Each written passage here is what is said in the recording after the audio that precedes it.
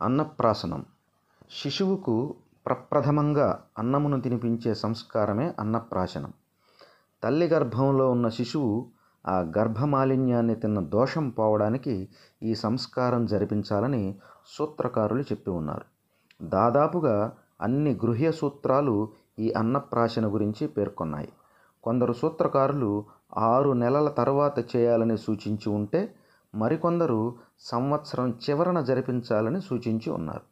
కొందరు సూత్రకారులు పుత్రునికి 6వ లేక 8వ నెలలో, పుత్రికకు 5వ లేక 7వ నెలలో సూచించి ఉన్నారు. ఏతావాత ఈ అన్నప్రాశన సంస్కారం అనేది శిశువుకు 6 నెలల వయస్సు నుండి వీలును బట్టి సంవత్సరంలోపు జరిపించాలని శాస్త్రం. అప్పటి వరకు తల్లిపాలన మాత్రమే ఆహారంగా తీసుకున్న శిశువుకు క్రమక్రమంగా ఇతర ఆహార పదార్థాలను పరిచయం చేయడం ఈ సంస్కారంతో మొదలవుతుంది. కనుక ఈ సంస్కారాన్ని ఉత్తరాయణంలో శుక్లపక్ష శుభతిథుల్లో జరిపించాలని కొందరు శాస్త్రకారులు చెప్పారు. శిశువుకు పెట్టే ఆహార పదార్థాల్లో ఆవు పాలు, ఆవు పెరుగు, ఆవు నెయ్యి, తేనె, బెల్లం ప్రముఖ పాత్ర పోషిస్తాయి.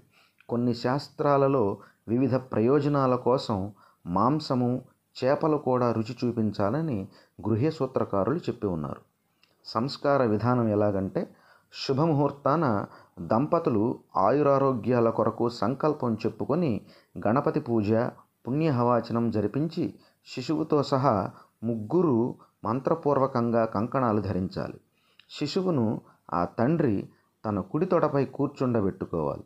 సాంప్రదాయ స్వర్ణ శిల్పాచార్యుల చేత నూతనంగా చేయించబడిన బంగారు లేక వెండి పాత్రను మరియు చెంచాను వారికి దక్షిణా ఫలతాంబూలాదులను ఇచ్చి నమస్కరించి వారి ఆశీర్వాదం తీసుకుని తెచ్చుకోవాలి. అందులో ఆవు పాలు, నెయ్యి, బెల్లంతో తయారైన పరమాన్నమును ఉంచి ఏ భక్షయంతో కృణవత్ విశ్వకర్మ అను అధర్వణ వేద మంత్రాన్ని ఆచార్యులు పఠించుచుండగా శిశువు మేనమామ ముమ్మారు శిశువుకు నాకించాలి. ఆ తరువాత శిశువు తల్లిదండ్రులు కూడా కొద్దిగా రుచి చూపించాలి. తదుపరి ఆచార్యులు, బంధువులు, ఆహూతుల ఆశీర్వాదాలు తీసుకుని వారికి భోజన ఫల దక్షిణాదులను సమర్పించాలి. కొందరు సూత్రకారులు ఈ సంస్కారంలో చరుహోమం చేయించవలెనని చెప్పి ఉన్నారు. తదుపరి వివిధ రకాలైన వస్తువులను అనగా పుస్తకాలు, ధనము, బంగారము, వెండి, ఇతర పనిముట్లు, ఆహార పదార్థాలు ఇత్యాదులను దేవుడి దగ్గర